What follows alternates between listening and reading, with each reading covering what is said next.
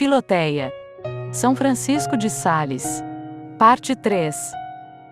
Parte 3. Avisos necessários para a prática das virtudes. Capítulo e a escolha das virtudes.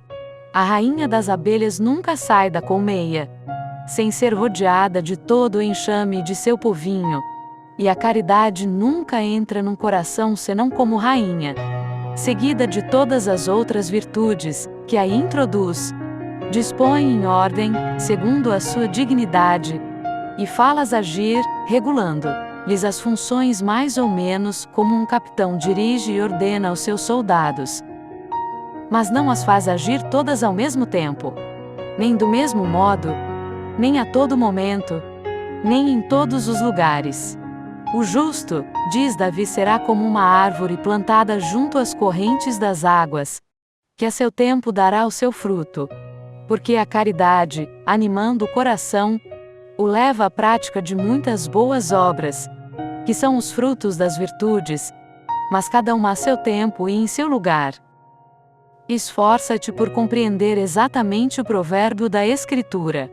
A música, sendo em si tão agradável, é importuna no pranto. A evidência nos faz ver este provérbio quanto é defeituoso e fora de tempo o procedimento de muitas pessoas que, entregando-se à prática de uma virtude particular, querem opinadamente praticá-la em todas as ocasiões. São semelhantes àqueles filósofos dos quais um queria rir e outro chorar continuamente. E são ainda mais desarrazoados que eles, porque se queixam de quem não faz o mesmo e o censuram. Muito errado compreendem o apóstolo São Paulo, que diz que nos devemos alegrar com os que se alegram, e chorar com os que choram. E acrescenta que a caridade é paciente, benigna, liberal, prudente, condescendente.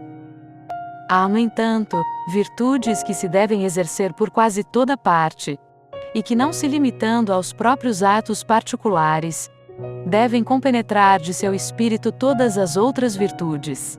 Não se oferecem muitas vezes ocasiões de praticar a fortaleza, a magnanimidade, a paciência, mas a brandura, a temperança, a modéstia, a honestidade e a humildade são virtudes cujo espírito e caráter se devem manifestar em todas as nossas ações. As primeiras são mais excelentes e sublimes, mas as últimas são mais praticadas. Dá-se aqui o que vemos com o sal e o açúcar. Sendo este mais excelente, não é contudo usado tantas vezes e tão geralmente. Por isso nunca nos deve faltar uma boa provisão destas últimas virtudes, tão gerais e comuns. Na prática das virtudes convém preferir as que são mais conformes aos nossos deveres, as que são mais conformes ao nosso gosto.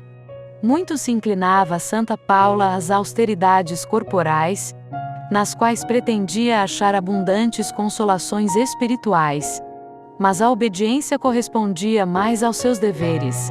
E São Jerônimo diz abertamente que, quanto a esse ponto, ela era repreensível, jejuando até o excesso, contra a vontade de seu bispo.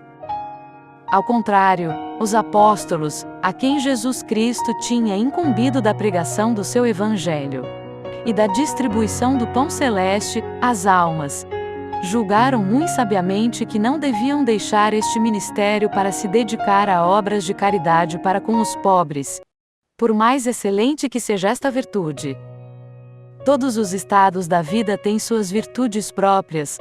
Assim, as virtudes do prelado são diferentes daquelas de um príncipe, de um soldado, de uma senhora casada ou de uma viúva.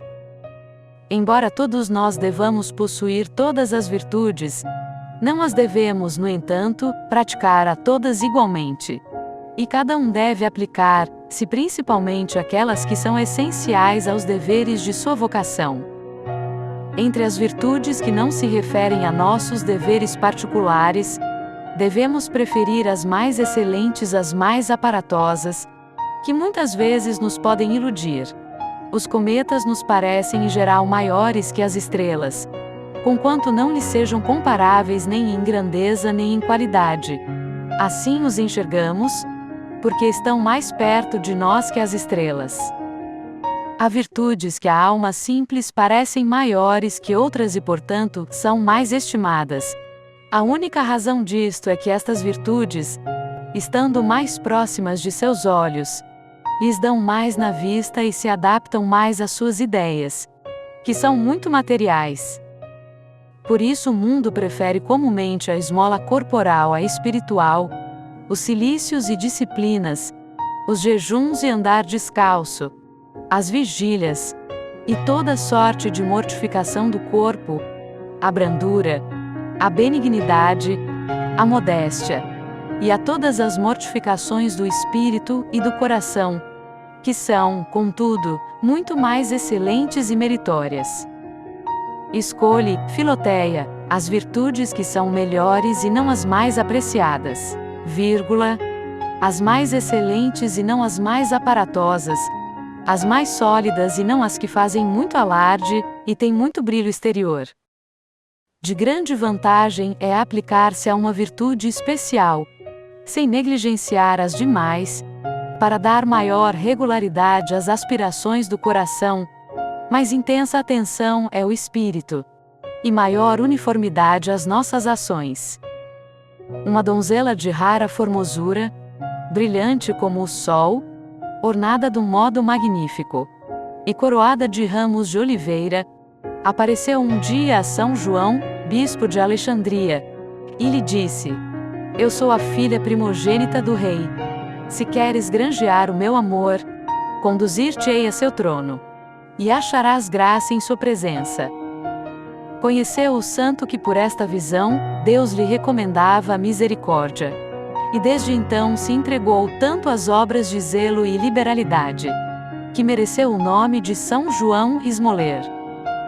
Um homem de Alexandria, por nome Eulógio, querendo fazer alguma coisa de grande por amor de Deus, e não tendo ânimo bastante para abraçar a vida solitária, ou viver em comunidade, sob a obediência de um superior, recebeu em sua casa um pobre coberto de lepra, para praticar ao mesmo tempo a caridade e a mortificação, e para praticar estas virtudes do modo mais digno de Deus, ele fez o voto de respeitar, tratar e servir ao seu doente em tudo, como um servo ao seu senhor.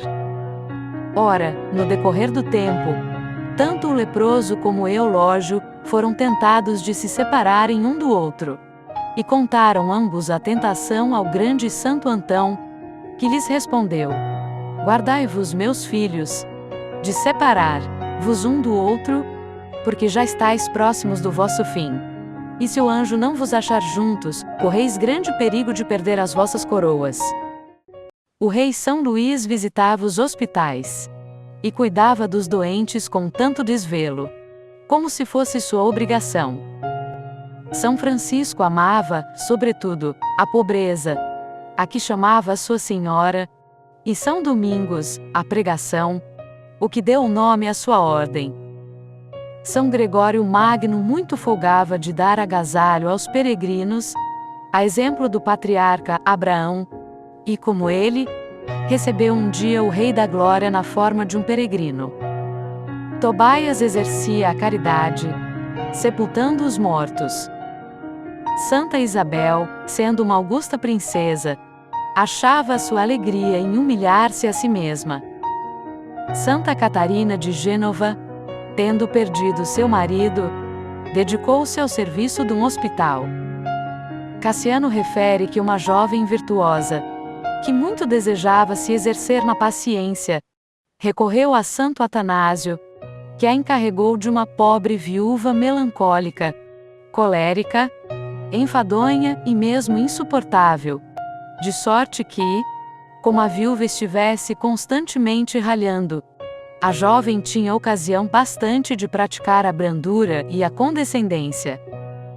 Assim, entre os servos de Deus, uns se dedicam a servir os doentes, outros a consolar os pobres, outros a ensinar a doutrina cristã às crianças, outros vão atrás das almas desgarradas e perdidas, outros empregam seu tempo a ornamentar os altares e as igrejas, e outros, por fim, levam a vida a restabelecer a paz e a concórdia entre os fiéis.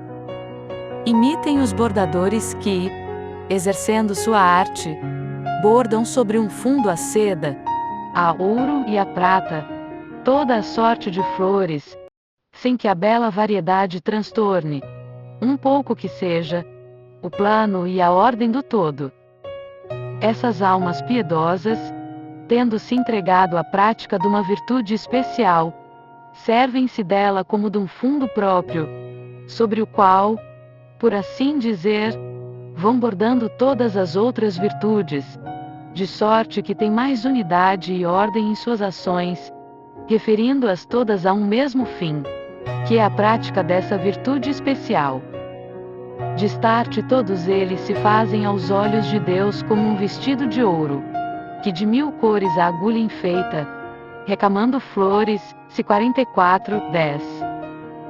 Se nos sentimos inclinados e tentados fortemente para um vício, é preciso que envidemos todos os nossos esforços para praticar a virtude que lhe é contrária, e a este fim referir a prática das outras virtudes. Deste modo, asseguramo-nos a vitória sobre o inimigo, adquirimos uma virtude que não tínhamos, e aperfeiçoamos muito as outras.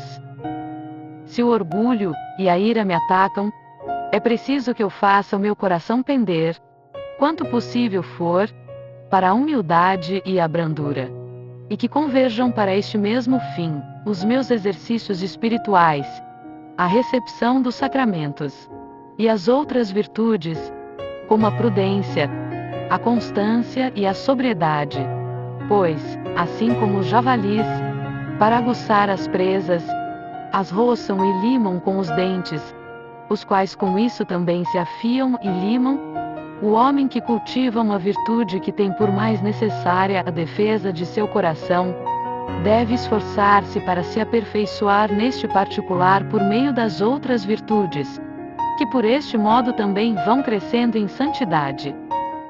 Não foi isso que aconteceu a Jó, que, vencendo as tentações do demônio por sua exímia paciência, se tornou um homem perfeito em todas as virtudes? Ainda mais, diz São Gregório Nazianzen, num único ato de virtude praticado com toda a perfeição, e com um alto grau de caridade, já elevou mais de uma vez uma pessoa ao auge da perfeição, e ele dá como exemplo a caritativa e fiel Rabi, que adquiriu um elevado grau de santidade, só porque concedeu uma vez afável hospitalidade a alguns israelitas.